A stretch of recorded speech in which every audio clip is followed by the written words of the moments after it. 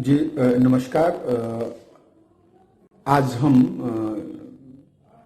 एक राष्ट्रीय राजमार्ग जो अयोध्या से निकलकर और जनकपुर तक जाएगा, राष्ट्रीय राजमार्ग 227 ए नाम रखा गया है।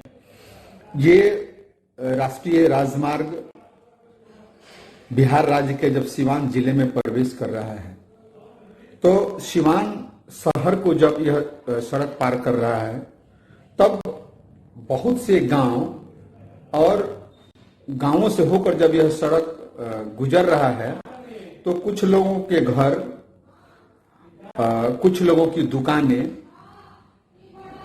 इस सड़क मार्ग जो चिन्हित लाइन बना है उसके अंतर्गत आ जा रहे हैं, जिसको राष्ट्रीय राजमार्ग अधिग्रहण कर ले रहा है।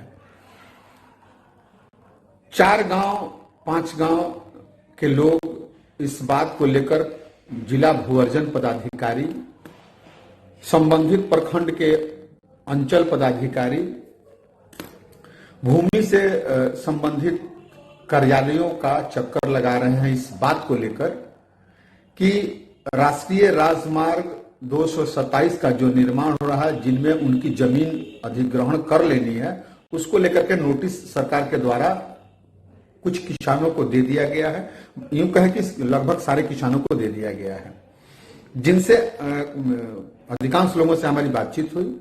राष्ट्रीय राजमार्ग के द्वारा अयोध्या से लेकर जनकपुर तक राम जानकी पथ बन रहा है 227 ए के नाम से, और वो सड़क आपके गांव से होकर के जनकपुर के तरफ निकल रही है। तो आज आप लोग मीटिंग रखे हुए हैं, क्या नाराजगी है को लेकर के मीटिंग रखे हुए हैं? हम लोगों का उचित मुआवजा सरकार नहीं दे रही है और 3G का पूर्णतः पालन नहीं कर रही है।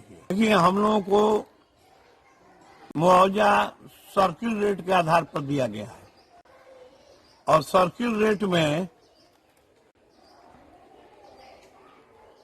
जो मकान है वो मकान भर ही डिबसगित दिखाया जा रहा है और उसके आगे और पीछे का एक ही प्लॉट में आगे और पीछे का जमीन कृषि भीट दिखाया जा रहा है, जो अन्याय है। क्योंकि जब रजिस्ट्री कराने हम जाते हैं किसी प्लॉट का तो रजिस्ट्री ऑफिस से इंक्वायरी होता है कि मकान से 200 मीटर तक भी बसगुट माना जाएगा और उसका इंतजाम किया जाता है। लेकिन यहाँ 200 मीटर कौन पर है कि प्लॉट के आगे और पीछे का जमीन ही कृषि दिखाया गया है, जो अन्याय है। अपना परिचय दे दीजिए एक बार। अशोक कुमार सिंह, उसूरी। आज इस बैठक का क्या उद्देश्य है, ये बता दीजिए। आज इस बैठक का उद्देश्य है कि राम जानकी भूमि, राम जानकी पथ निर्माण जो NH 227 ए के माध्यम से जो केंद्र सरकार निर्माण करने जा रही है, उसके सही ढंग से मुआवजे नहीं मिल रही है, उसको लेकर के हम लोग आज बैठक किए हुए हैं। और केंद्र सरकार की एक कानून है, हमारे माननीय प्रधानमंत्री जी कहते हैं कि एक देश एक कानून, लेकिन आज इस हिंदुस्तान में एक कानून नहीं है, 2 तरह की कानून चल रही है।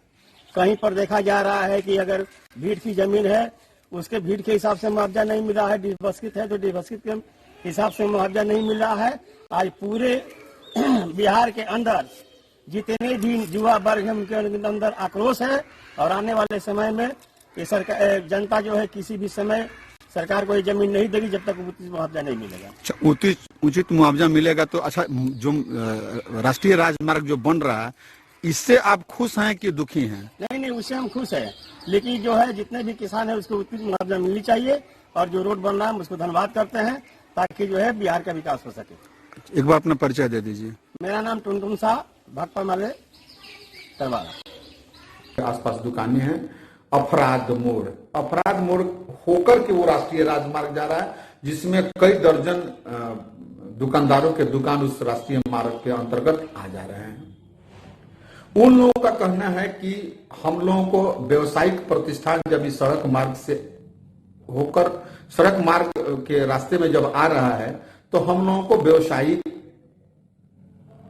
दृष्टिकोण को ध्यान में रखते हुए जो हम लोगों का कमर्शियल रेट हो वो मिलना चाहिए, जबकि सरकार डोमेस्टिक रेट दे रही है।